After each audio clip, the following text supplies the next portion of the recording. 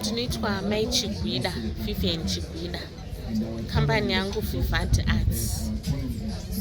Basa rangu parakapera muna 2007. Organization yandaishandira. Ndakashaye kuti ko zvinondoita sei.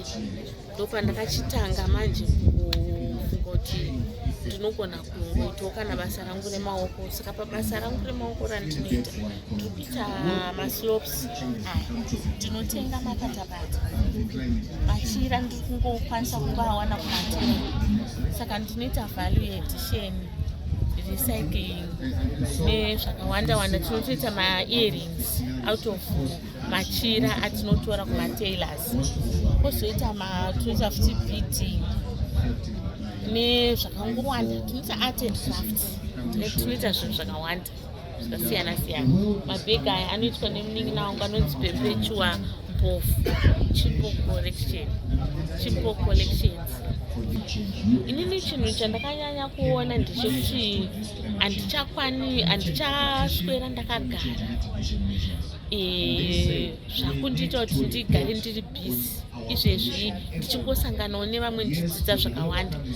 Uye tinoita futi matrainings ekuti tinototraina vanhu vachiuyawo vachidzidza.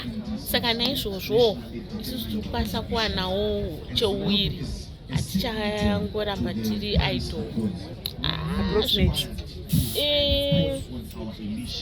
Zvinongoenderana nemwaka wachona kuti zviri kufamba sei. Dzimwe nguva mariwo dzinombomira kufamba asi hauregedze kuwana.